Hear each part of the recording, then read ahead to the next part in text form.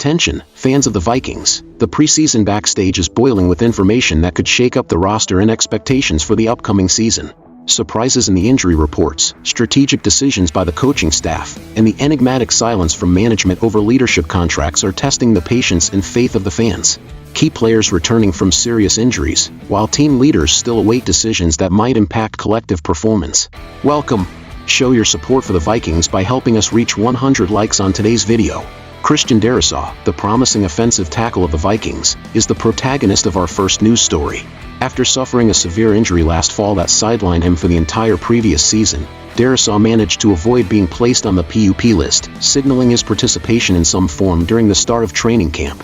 This positive development carries a variety of important nuances for the team's future.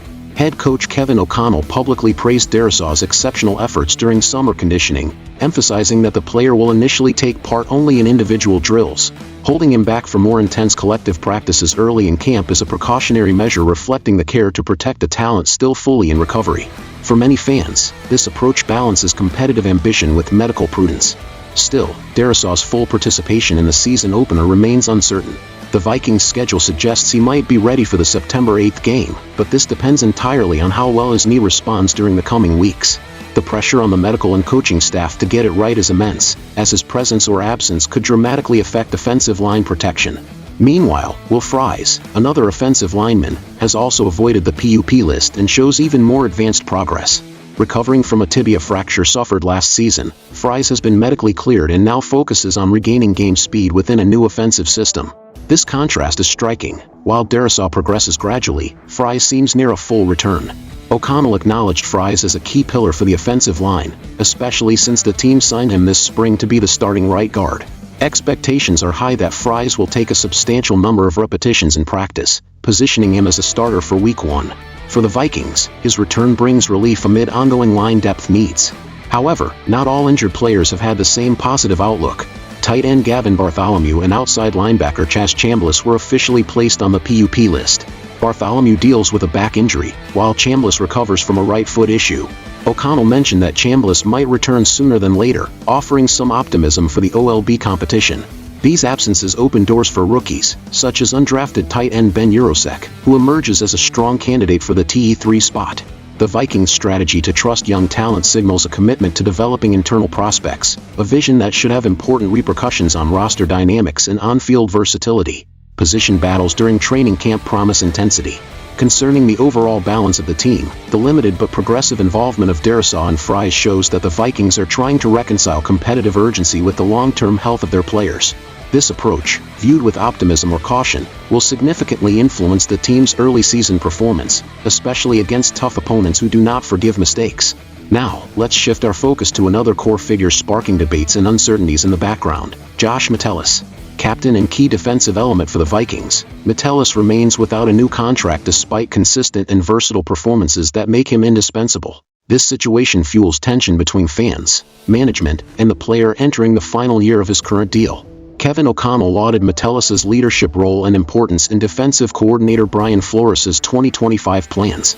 Yet, when asked about Metellus's presence at practices, General Manager Kwesi Adofo-Mensah gave evasive answers, referring only to great dialogue with the player's agent and a willingness to navigate as things unfold.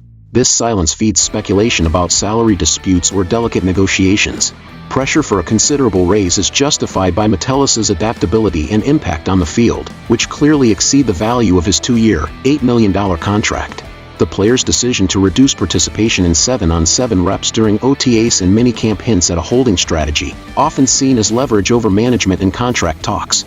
In a June interview, Metellus said he was not anxious about the contract issue, trusting fully in his performance and his agents to resolve the stalemate at the right time. This calm, cautious attitude reflects the maturity of a player in a crucial career phase who keeps focus on results and fair valuation within the franchise. Uncertainty about Metellus's attendance at the first official training camp practice this Wednesday afternoon typifies the latent tensions. For the Vikings defense, his absence or limited participation could hinder cohesion and strategy execution as Flores plans to implement.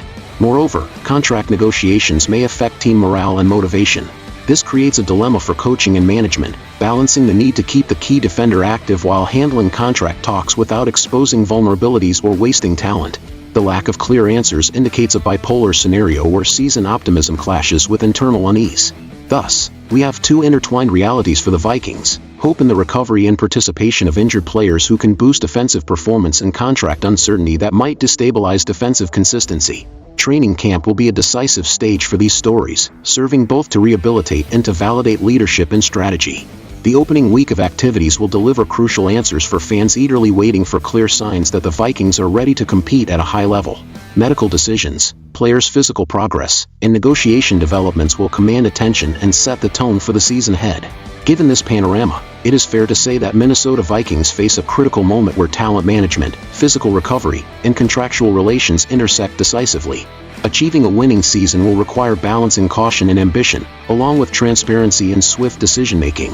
Now I leave it to you, Vikings fans. How do you see this journey of injured players' recovery combined with the unsettled contract situation of a defensive leader?